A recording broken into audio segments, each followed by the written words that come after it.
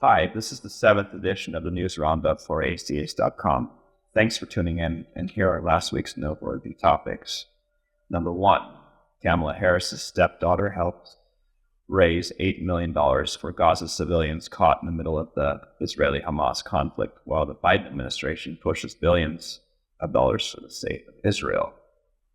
Ella Emhoff, the stepdaughter of Vice President Kamala Harris, has begun publicly fundraising for Gaza, advertising the fundraiser to support urgent aid for the children of Gaza on her personal Instagram account, which is now missing from her profile. The campaign asks her 315,000 Instagram followers to support the Palestinian cause, without mentioning that her stepmother's administration wants to send billions of dollars to Israel as part of a $100 billion package. Number 2, researchers hope to build next-generation mRNA vaccines in Australia. The mRNA vaccines and clinical trial treatments are being produced in a Queensland lab to prepare for a possible future pandemic.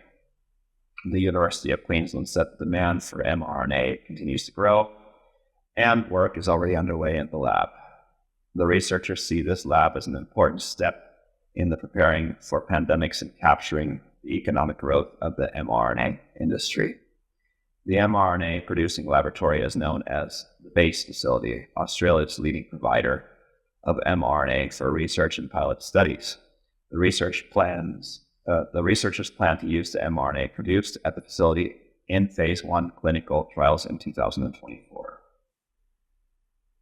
mRNA vaccines developed by Pfizer and Moderna were approved for use in Australia during the COVID-19 pandemic. The University of Queensland and global healthcare company Sanofi are each providing $1 million, while the Queensland government is contributing $250,000 to the project. The mRNA industry was worth $55 billion in 2022 and could nearly double to $107 billion by 2030.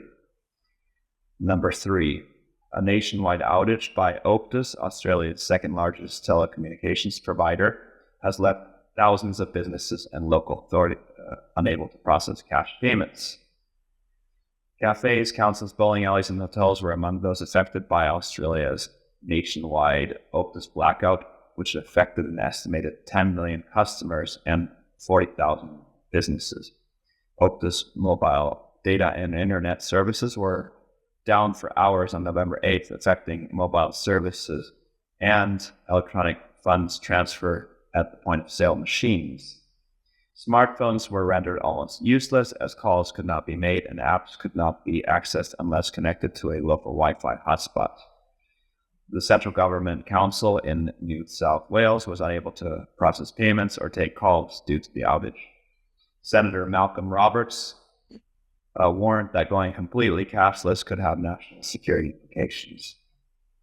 And number 4, the family of a woman who died after a hospital refused to treat her with ivermectin for COVID-19 has filed a wrongful death lawsuit. Scott Montel, whose wife Deborah Bucco died of complications related to COVID-19 at Mount Sinai Hospital on May 16, 2021, filed the lawsuit in September.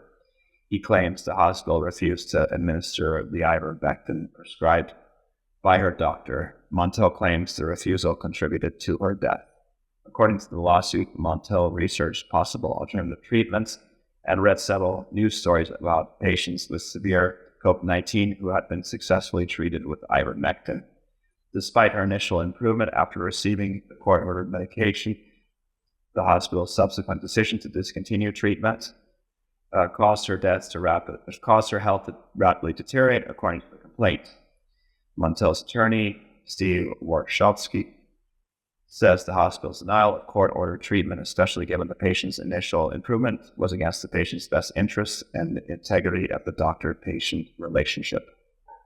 Controversy over the use of ivermectin in the treatment of COVID-19 has been a contentious issue in the medical community. Despite this, in August 2023, an FDA attorney confirmed to the U.S. Fifth Circuit Court of Appeals that doctors have the legal right to prescribe ivermectin to treat COVID-19.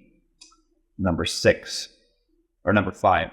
in Canada, MPs in the House of Commons Health Committee are launching an inquiry into more than $300 million the federal government paid Quebec-based Medicago, the defunct company whose COVID-19 vaccine never made it to market. The inquiry said Ottawa lost $150 million to Medicago in 2020 in the form of an irreversible pre-purchase agreement.